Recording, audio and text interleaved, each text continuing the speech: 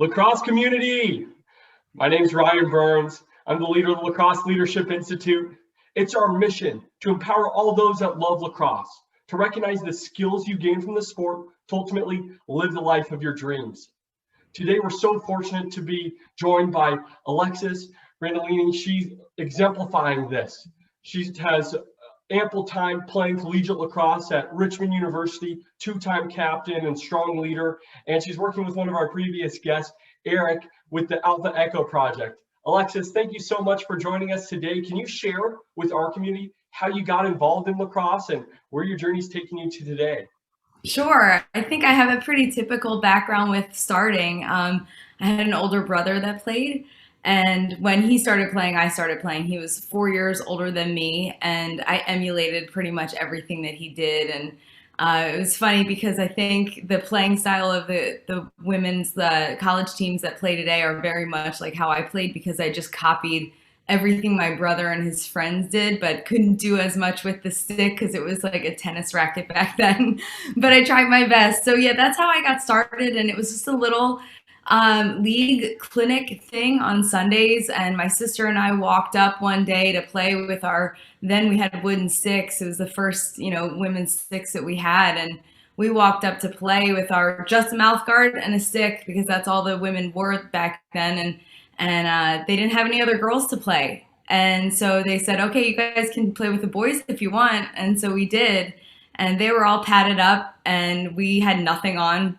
So kudos to them for having some awareness to be able to play with us. But from then on, it went really well. I learned a lot about, there are some drills from back then that I still use. I became really good at ground balls because of that, I think.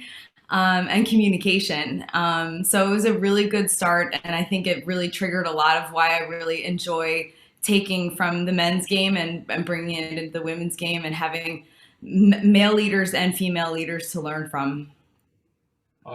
What's coming up for me right now is the fact that you were able to build that personal board of directors that are diverse from the males and women's game, and it sounds like it's really impacted not only your lacrosse career, but where you are right now. Yeah, for sure. It's been a lifelong gathering up. I think observing the people who I feel like I can learn from like just their experience, but also like just there's usually a chemistry thing that I'm looking for. And part of that, I think I always think of like the first team that you have is your family.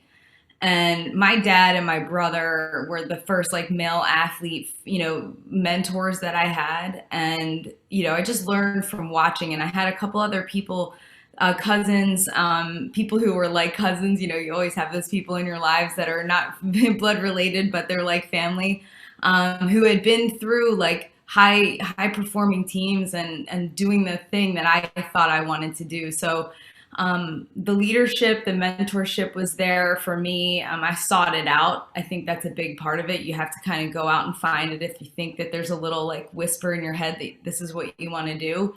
And then having a family that was athletic and promoted, being involved in multiple sports. My parents were big on multiple sports from the start. I was big into gymnastics as a kid, and pretty like loving that world, but obsessive. And then they just kind of steered me like, hey, you got to get out, be involved in team and team sports. And gymnastics has a team aspect, but it's not quite the same as the action that happens on the fly. And it really breaks somebody who's like a, OCD type A at the time. I don't think I'm like that anymore, but when you shift to something that's fluid and impromptu like lacrosse is, and working with other people, it's a great experience, and I think something everybody should have in their life. I completely agree that everyone should have the lacrosse experience in their life. I think it provides us so many foundational skills that allow us to be successful, and that's really the premise of this conversation, is to talk about the leadership side of it. So I'd love to hear from you, Alexis. What does leadership mean to you?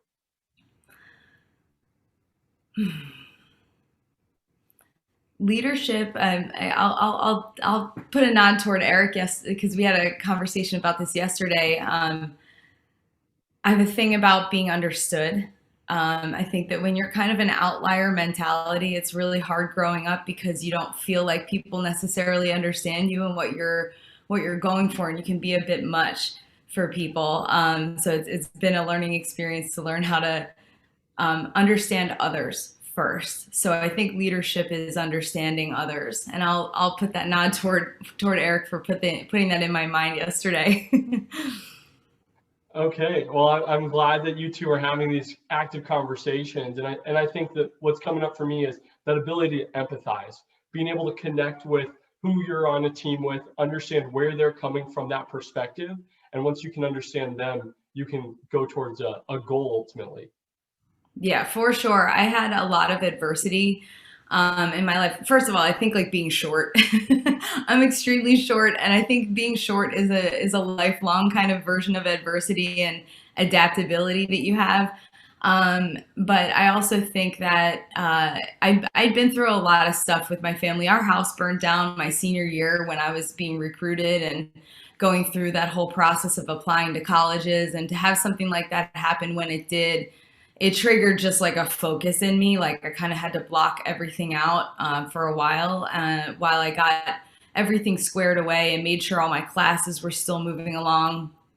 That was a challenge in itself. So understanding other people and where they're coming from is like so top of mind for me, because it's like you just never know what's going on behind the scenes for a lot of kids, and for a lot of your own teammates. It's not even just from a leadership point of view, but how do we always make sure that we're bringing the best out of people? And if there's something that they're struggling with, there's something there, and there's something to dig into and ask about. And I think that some of our work that we do now, even, and the work I feel like I've always done in my life, has been about setting the table for everyone to come to, setting a scene or a condition that everyone can feel like they can open up, because that's where we really do well. That's where we really come together and have a space that everyone feels like they can safely feel like they can unload, and they can come together and ask for help.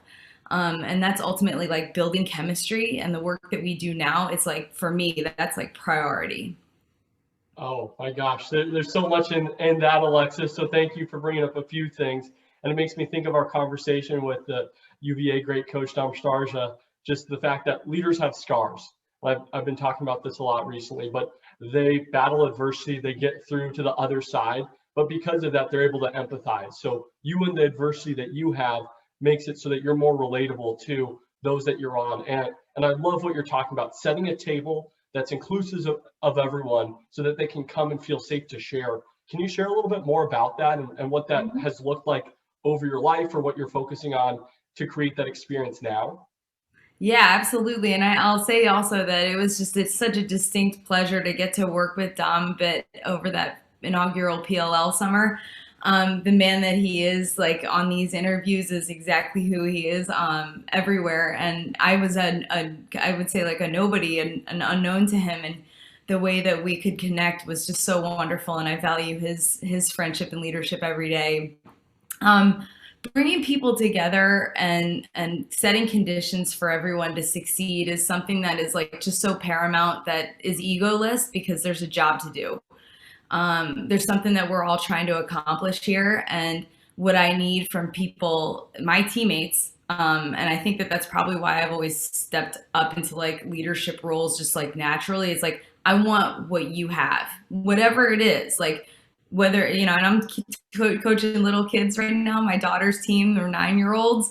And there's a girl who's like, she chips away. She's a bit of a yapper, but like she's the one that's always cheering for our goalie, and reminding the rest of the team that our goalie is one of our most important people, and she gets so beat up over the course of a game. So like, what are you bringing? It's like what I'm always seeking out about a human, like whoever's in front of me. I'm just always looking for like, what's that gift that they bring to the table. And I'll say also, like, I'm the only civilian woman in our company right now. And we have like partners that we work with that are women as well. But the core group that we started with, I come along, similar to what I just said about Dom, but I come along as this person that's like an unknown. I have my own background that, we could get into and vet me and all that stuff. But the bottom line is I work with people who don't care what you look like or what you sound like. What are you bringing to the table here? And working with guys like quiet professionals, the special operations people who are doing like really high level, high performing stuff in really austere conditions, really under pressure. When they just look at like the situation and go like, what do you have to bring? And then you get to shine not on like your appearance, what your parents did, like what neighborhood you're from, like any of that stuff. Like you get to shine on what you bring to the table. And I know that a lot of your background is around like the Arizona and growth markets of lacrosse. And I feel like that's a message that I want to make sure everyone hears, because there are sparks of inspiration everywhere. I think Charlotte North coming out of Texas and proving what can be done from a growth market in lacrosse, it infuses so much energy into the lacrosse community. That's the old, the existing, goes back East Coast. I'm coming in from my mom's house right now. I'm up and helping her out in Malvern, PA, which is a big hotbed of lacrosse. But we get so excited when we see somebody come from somewhere new. And for hotbeds to get stronger and stronger. So I just wanted to put that message out for the people that are in those markets to keep doing what you're doing, keep grinding. It may be years to come, but you're a part of this whole process. Well, again, Alexis, thank you so much for throwing so many great ideas into this conversation. For starters, process is huge. I think when we look at successful individuals, they not only have a goal in mind and a strategy to get there, but they focus on that strategy, that process. And most of the time, that's what they love the most. They talk about the practice is what they do day in and day out, and ultimately allows them to eventually accomplish that goal. And I'd love to hear your point of view in terms of how do you go about goal setting, whether it's on a lacrosse team or helping out some of these huge corporations you help with in the boardrooms. How do you go about that goal setting and building out a process that is going to allow for teams to be successful? Yeah, I'll take a note first on process. I grew up just like kind of a weirdo that I would like clean my cleats with a toothbrush after we played like a rainy, muddy game, like.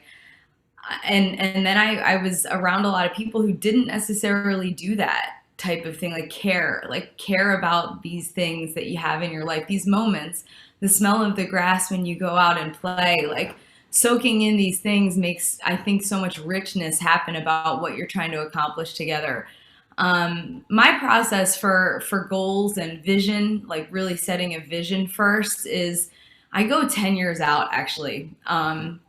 That's what I prefer to do. And it's a mixture of like, it allows you to bring your instinct to the planning process. It allows you to say like what you really want. And that's the hard work. Like that's again, like getting in the dirt with people and just like allowing them, like, that's normal that you feel like that sounds really lofty to you, but that doesn't sound lofty to me. Let's go do that. Let's go plan how you do that. So we go like 10 years out, and discovering so much in that conversation. And some of that has to do with, on the personal level, it's like personal health and professional life. So that's like on a personal level. And I do versions of that with companies too. So talking about that 10-year vision, bringing it 5 years out, like, okay, you're at the halfway point. Where do you need to get, halfway? And usually you can take that 10-year thing and you've got maybe a fake date on it, but it's 10 years out. You take it down 5 years and throw a date on it, all of a sudden it becomes a little more real than when it was just floating around in your head now and then. And then 1 year, within this year, what do you need to do to make that happen? That's an old kind of thing that I got from a previous job I was on that I hooked onto more than other people. I was like, this is gold. And I end up using the processes along that. I do an exercise called like want and don't want. And we do this with our teams too. Like, what do you want in your life? What do you not want? And usually it's easier to start with what I don't want. Like that stuff's top of mind. Like I don't want these kinds of people. I don't want this kind of thing in my life. And then usually what you want is the opposite of that. So that's a little bit about that side of things. And I'll say that when I was working more in the advertising and branding world, the thing that was always jumping out at me was culture. What's the culture going on the inside that before we spend money outwardly, before we go like advertising and putting money down, like thousands and sometimes millions of dollars outwards on media buys, on a message that you have that you say you stand for, I would have interviews, because I'm like the research person that goes around the company and finds out like what's really going on the inside, and like, hey, what are you about and all that stuff? What's your purpose? What's your core values, your principles? And I would interview, like sometimes I interviewed the executive team and the CEO, and I said, what do you stand for? And they can't explain what they stand for. What do you stand against? And they can't they can't express it. So some stuff needs to be done so that the team knows what they're coming in for. What are we here to do? What do we stand for? So I can pick up the phone as a salesperson and believe what I'm talking about and really find my own version of like, oh, we stand against anybody who's anti blah, blah, blah, like, and whatever that stance is. At the time I was working for a global insurance company. So it was an interesting time, and happened to be the time when Eric asked me to be on a phone call with a group of people that was thinking about doing something special in the culture world. And yeah, so I got to bring all these facets of leadership and culture and setting the table and all those things together. Oh my gosh. And I know there's so much that, again, is in that, Alexis, and thanks for sharing about the idea of process and how you get to identifying individuals' core values and being able to have that as the foundation for them to ultimately be successful. Because if we have a shabby building that doesn't have a foundation, you start throwing money spend, it's still going to topple without that foundation. I want to ask you though, as you're coaching your daughter right now and thinking about the younger generation and the next generation of lacrosse players or eventually professionals, how does that conversation look, or how do you bridge that gap from corporate world to lacrosse and vice versa? It's pretty like you're saying, foundation. Like, where's the foundation? I think that one of the most exciting things I hear about is when people talk about the role players. And in a business setting, there are so many role players, and the difficulty, the complexity of like the workspaces. There are a lot of people that have never been on a team of any type. And I consider like music, like I talk about, my daughter loves Hamilton, and now I love Hamilton too. And that is one of the most high performing teams I've ever seen, like the original cast of Hamilton. So if you love musicals, if you love other versions of medicine, like medicine has team, like there are major other industries that have teams on them. And yet in the corporate world, we're like thrown together with a bunch of different types. And some need to learn how to be on a team and what their value and contribution is to it. Watching my daughter's team, and watching some people frustrated because they're at this age range, they're like the lightning level, if you will, where it's a complete mix of girls who've played maybe 3 years, maybe even longer and more frequently, and maybe play all kinds of sports. So as a coach, you get to ping on like, hey, you play basketball, then you want to position yourself just like, and translate some of the things. So they're like easier to pick stuff up. There are also girls who this is their first sport. And I'm like still mind blown that their parents would put them into lacrosse as the first sport ever. I would choose maybe basketball or something like that first, but just because the environment's easier to learn positioning and very basic things. There's only 5 people, all that stuff. But so as a coach, it's extremely challenging to find ways to keep things moving forward while catching people up on like extremely baseline foundational stuff. And the nuances of like that team is thrown together to play a game for a certain amount of time and accomplish things. So you've got girls on that team that are frustrated because there is a girl that cannot do the basics. So having that person who's more advanced understand it's like a village mentality, like it's up to all of us to teach these new people how to play so that they're included and that this is their first experience and it's not the one that they quit on, that they're brought along because you care.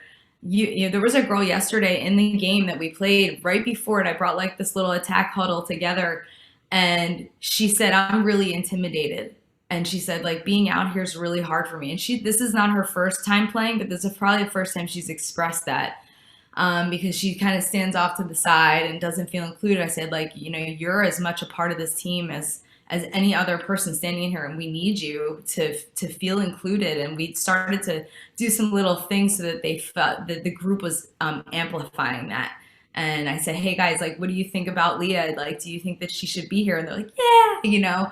So then that person gets to bring their contribution, rather than if she had stepped onto the field and just been like mousy and like, you know, who knows what's running on up here. And this is like such an important part of it. So I think that that stuff happens in the corporate world as much as it happens on teams at all levels. I think so as well. And something that I'm just thinking about is one of the cores of the Alpha Echo is, and maybe it's just of teams, but it's have a common enemy. And if you don't have that common enemy, sometimes that first enemy is yourself, and that voice in the back of your head that's talking to you saying you're not good enough, you're not strong enough, fast enough, you shouldn't be here.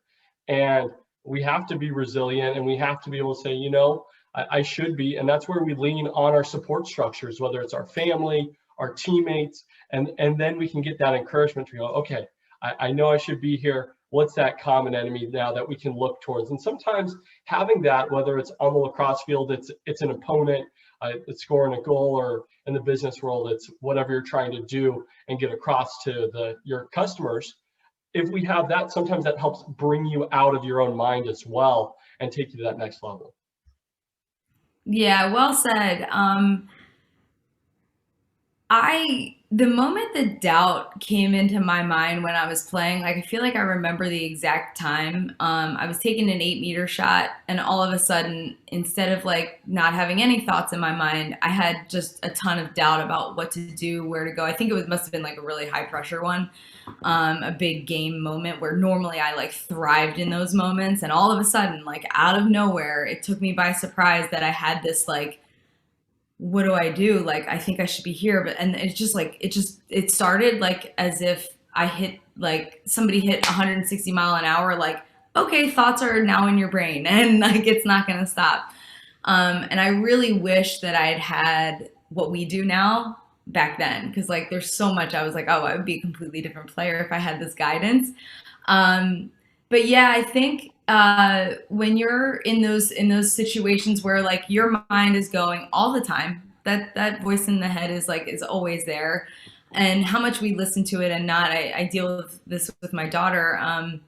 She's also had some adversity in her life, and so she expresses loudly like, "Mom, I have these thoughts in my head telling me that blah blah blah." You know, whatever it is, I'm like, you don't have to listen to them. You know, and early on in a very tough experience I had in my life not long ago, Eric actually was the one that was telling me like, find a team, like make a team to support you going through this situation. And then like literally the 5 rules that we teach in our workshops, our digital workshops, the one that always speaks out to me, because I felt like I had the other ones kind of down, you know, save who needs to be saved, everything's your responsibility, always be working, like and kill what needs to be killed. Those things are pretty like regular in my life, but the one that got me through the hardest times was the one that sounds daunting, but it's actually like the most empowering thing I've ever had in my life, which is no one is coming to save you. And what that did for me was remind me that I have everything that I need inside to get through, and there's nothing I can't handle here by leaning on other people, by finding, you know, don't close off and don't feel like no one's coming to save you and you're just going to die here.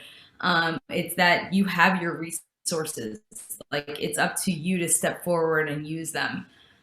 So I think that those things, like even when you're having doubt, like when in doubt, get out. I would say that to myself sometimes. Get out around other people, like get out and like experience something to just switch the mindset, like turn it off. It's just that simple. So hopefully those are some things that, you know, anybody else can learn from. Because when I was going through it, I told myself, like, if you're going to go through this, like other people are going to benefit. That's the reason. That's my why. It was like, go through it so that you can pass on something someday to somebody. Oh my gosh. And I think that extreme accountability is something that allows us to flourish. And when we have that why, we can give back. And that, it sounds to me like you've got legacy as a part of what your why is, and be able to give it back to others. And I'm assuming that's why you're doing all that you're up to. Can you share a little bit more about the Alpha Echo project and some of your other goals that you have right now, Alexis? Sure.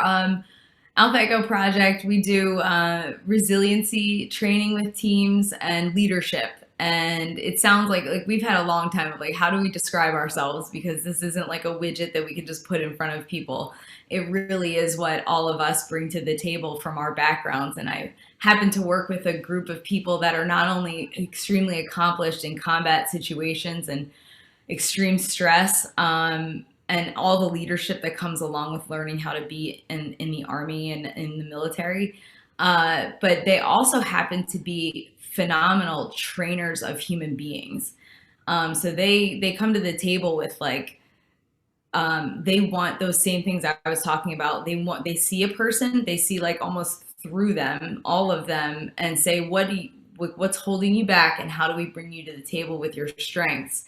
And that's like so fantastic. Like that people that are those like, you would think that they'd be like all tough and hard and be like, oh, it's all about what I do, whatever, but it's about the team. And like, they really don't care about all the excess. They just want you to bring your best to the table because everyone's got a role here. And it's really like endlessly fascinating to me to work with them. So I do my interviews with them and it's just like,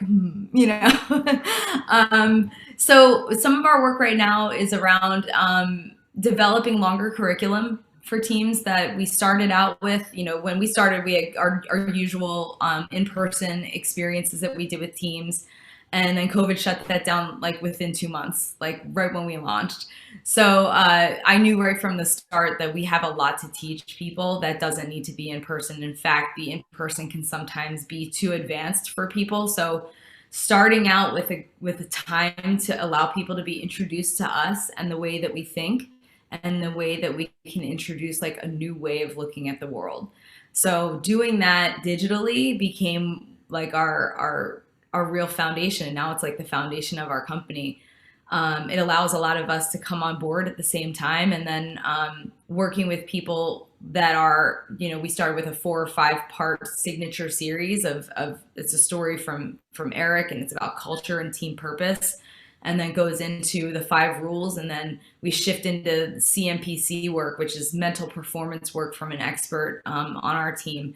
And now we've got a couple more of them. And then we go on to like team problem solving and goal setting as their specific group. So all of it is about their culture. All of it is about them as human beings coming to the table as a group, no matter where they are in the world. And then advancing that, like all of them want to work more. So it's about like, okay, now we have a year-long curriculum that we've got ready for people. And also we're working on the other side of things with a thing we're doing in Georgia called TechX, which is all about first responders, police, and training those skills in awareness and how we take care of ourselves. And it's about readiness, performance, and recovery for those people and for all the people that we work with. So that's going to be a massive event that we do in November, perhaps. So we're in the deep planning process of that right now. So that's exciting. Oh, wow. Alexis, thanks for sharing everything that's going on. And I'm hopeful to hear a little bit more about this event in November and Sure. because that sounds like a cool opportunity, especially first responders is so big. But I think in a Oh. way, all of us can be a first responder. And Mm. so it's interesting that I have a feeling that's what we were seeing on Instagram with the just desolate area. And I'm Yeah. like, We were what down is there in a going on? disaster recovery training center that looks like they mimic like disasters. And our disaster that we may be building is like, how do you deal with the pressure and all of that stuff and all the things that are going on in the world today with our police, frontline police that are out there that are sometimes not trained to be able to handle what they're thrown into, and that remembering that they're human beings that need to learn. So we have a lot of bad examples going on, and we're glad that they're all bubbling up so we can work on them. Absolutely. I think it's important. And Alexis, I see that time's wrapping up. Is there any last thoughts you'd like to share with our community today?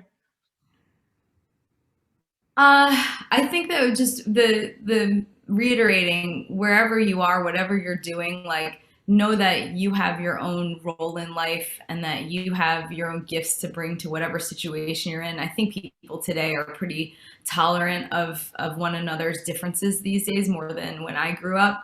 But I think it's a wonderful setting that we're placing people in, and just keep plugging away. Because my mom, she gave me this quote a long time ago when I was a kid, and she said, everyone peaks at different times.